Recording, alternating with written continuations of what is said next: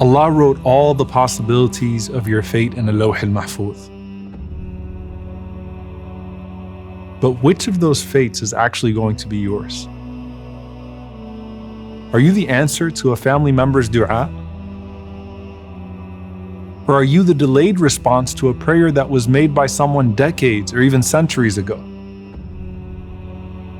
What legacy will you leave behind once your life has been fully lived? Why did Allah choose this moment in history for you to arrive?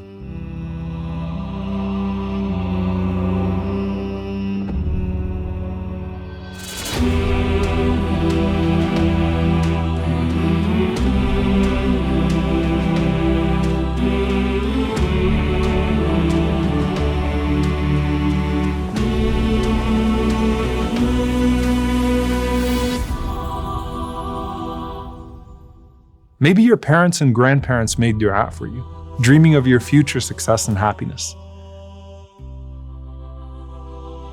Maybe you were a welcome surprise, or even a scary thought. However your conception was perceived by others, your existence was planned by Allah. He chose the environment that is perfectly suited for your personality and your potential. And He brought you into this world at a certain time, to a certain family, in a specific place, to fulfill your special purpose. Try to think of yourself as a light from Allah's decree brought to this world just at the right time, maybe even as an extension of the light of someone that came before you. Remember that gathering of Adam alayhi salam walking around and seeing people's light? Think of him being amazed by your light. Or even closer, remember that night when the Prophet ﷺ went up to the heavens on the night of Al-Isra wal-Mi'raj, and his whole ummah was presented to him? Imagine the Prophet ﷺ walking through his ummah and then coming up to you and saying, "What beautiful light you have." Or think of the dreams of those that came before us. For Ibrahim alayhi salam, it was the dream of this descendant who wouldn't arrive for thousands of years, but he was so worth it, sallallahu alayhi wasallam. And then sometimes the dreams get closer. Omar ibn al-Khattab radiyallahu ta'ala anhu, waking up one night with this huge smile on his face and saying, "Who is this child from my descendants that's going to fill the earth with justice after it's been filled with injustice?" And Umar ibn Abdul Aziz, rahimahullah, his great-grandson, was born just a few years after his death, but he fulfilled the dream. I often think, what persecuted, enslaved Muslim woman is Malcolm X at Hajj Malak al-Shabazz an answer to? Every single person has their special turn in the grand story of this world. The question is whether we realize our potential and become that blessed presence wherever we find ourselves. When Isa alayhi salam was born, he said, وَجَعَلَنِي مُبَارَكًا أَيْنَمَا كُنْتَ, and Allah made me blessed wherever I may be. The scholars say that that's because Isa alayhi salam brings good to every environment he is in, and it's not exclusive to him. When we do the same, we are also mubarak to whatever place we're put in. And your birth itself may have been mubarak because you were a blessing to your family, and maybe even the answer to someone's dua long before you got here. We arrive in this world with certain hopes pinned to us, and also darkness that precedes us, confronting us at every turn. It might be the darkness of a broken family. It might be the darkness of someone else's betrayal. It might be the darkness of oppression. Remember, the Prophet ﷺ called dhulm, dhulumat, darknesses. Allah subhanahu wa ta'ala illuminates the darknesses of this world through the light of His decree. He illuminates it through the light of His revelation. And then He illuminates it through the light of your deeds. That's what some of the scholars say, nurun ala nur, is light upon light. But we have to kindle that light inside of us. Otherwise, we become sources of evil ourselves. And that's when the darkness of this world actually becomes our darkness. In fact, we can become submerged in waves of darkness. ظُلُمَاتٌ بَعْضُهَا فَوْقَ بَعْضٍ إِذَا أَخْرَجَ يَدَهُ لَمْ يَكَدْ يَرَاهَا. Darkness upon darkness instead of light upon light. And you become so blind that you can't even see your own hand. But you choose whether to be a curse of your time or a blessing for your era. This is what the Prophet ﷺ meant when he said, "Fi kulli qarnin min ummati sabiqun." In every generation of my ummah, there are forerunners. It means to be, as the scholars said, ibn al-waqt, a child of the moment. And it's not just your moment, because our stories are all interconnected, even across time and place. Think of how many marriages almost didn't work out, and how many dangerous pregnancies in your lineage preceded your risky birth. And think of how unlikely your existence was.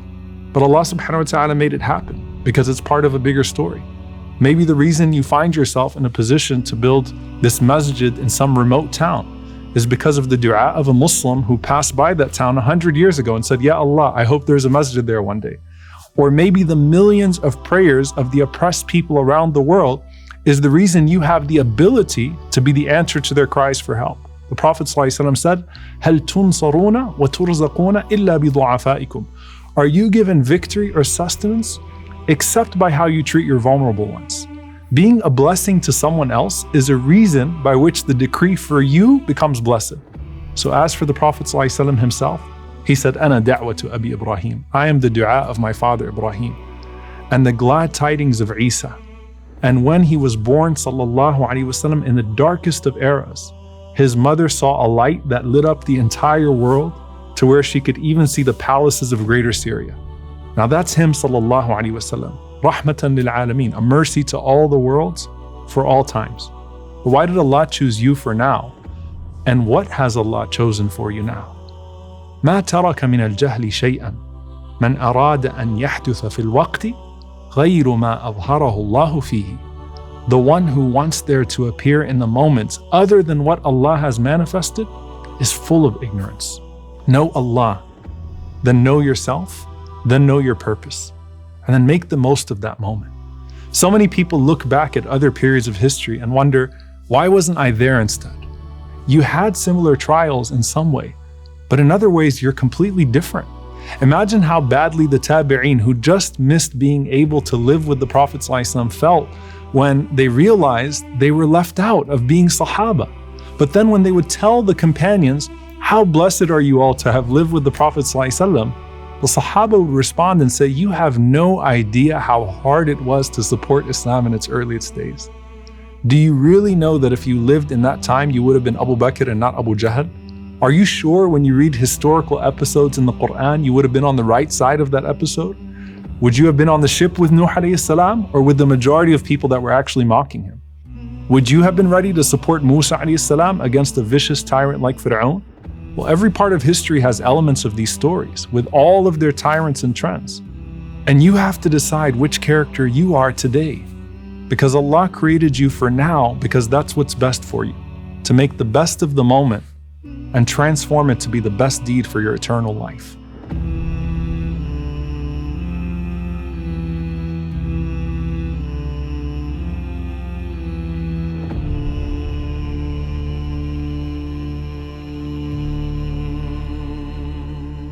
And I promise you that you will have moments of ease and moments of hardship.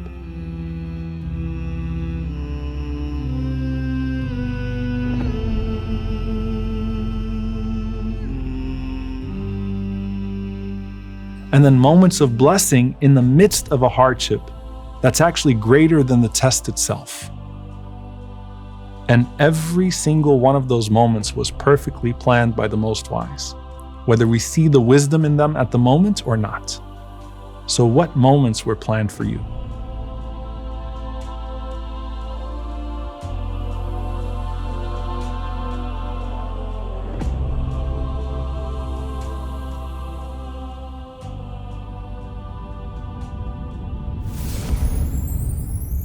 قل لن يصيبنا إلا ما كتب الله لنا هو مولانا وعلى الله فليتوكل المؤمنون.